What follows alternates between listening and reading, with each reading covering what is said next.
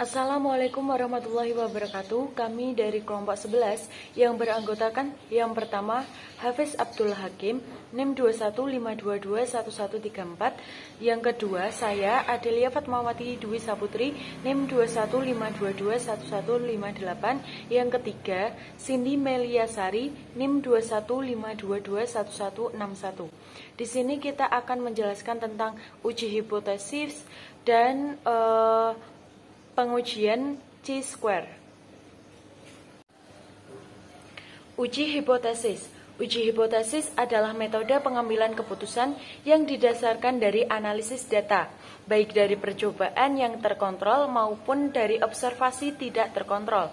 Dalam statistik, sebuah hasil bisa dikatakan signifikan secara statistik jika kejadian tersebut hampir tidak mungkin, disebabkan oleh faktor yang kebetulan sesuai dengan batas probabilitas yang sudah ditentukan sebelumnya. Uji hipotesis kadang disebut juga konfirmasi analisis data. Keputusan dari uji hipotesis hampir selalu dibuat berdasarkan pengujian hipotesis nol. Ini adalah pengujian untuk menjawab pertanyaan yang mengasumsikan hipotesis nol adalah benar jika nilai P lebih kecil dari tingkat signifikan tes yang diharapkan. Maka hipotesis nol tidak bisa ditolak. Jika P lebih besar dari tingkat signifikan tes yang diharapkan, maka hipotesis nol bisa diterima. Prosedur hipotesis. Yang pertama, tentukan parameter yang akan diuji. Yang kedua, tentukan hipotesis nol atau H0. Yang ketiga, tentukan hipotesis alternatif atau H1. Yang keempat, tentukan pilih statistik yang tepat. Yang kelima, tentukan daerah penolakan hitung statistik uji. Yang keenam, putuskan apakah hipotesis nol atau H0 ditolak atau tidak. Pengujian chi-square, pengertian dan syarat uji chi-square. Chi-square adalah uji non-parametrik yang sering digunakan dalam penelitian. Prinsip kerjanya adalah dengan membandingkan dua variabel yang skala datanya adalah nominal. Dikutip dari buku Pengantar Statistika Usman HNR, Purnomo Setiadi Akbar, Bumi Askara 2000, uji chi-square biasanya digunakan untuk mengetahui hubungan dua variabel nominal, kemudian mengukur kekuatan hubungan antara dua variabel yang dimaksud.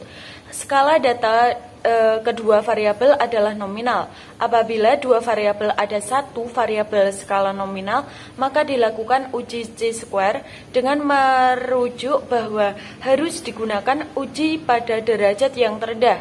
Uji chi-square bisa dilakukan hanya pada sampel berukuran besar.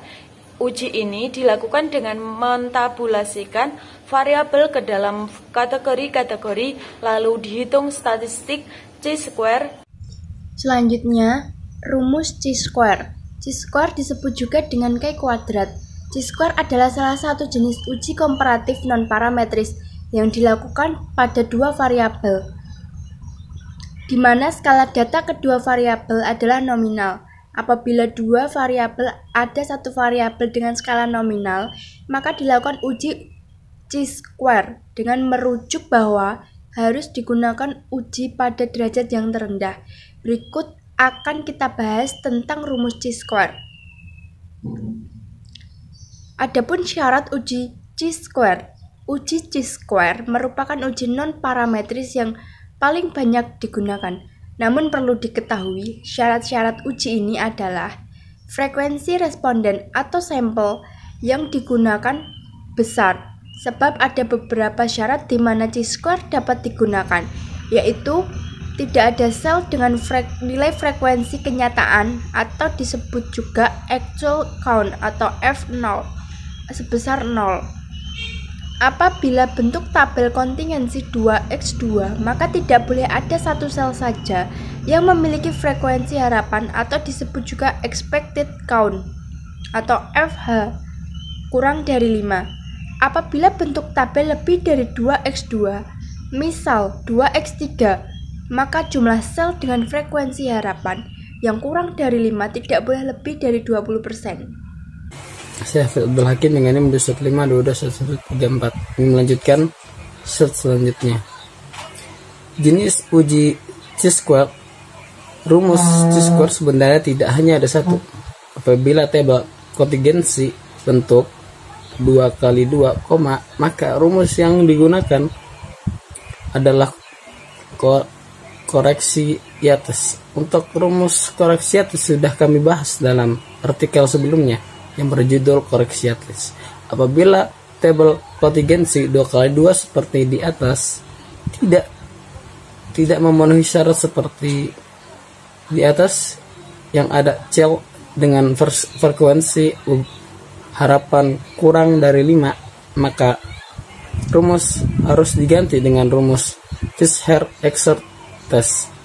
Pada artikel ini akan fokus pada rumus untuk fokus kontingensi lebih dari 2 kali 2, yaitu rumus yang digunakan adalah Poisson square. Mungkin ini dari kelompok kami, kurang lebih maaf. Assalamualaikum warahmatullahi wabarakatuh.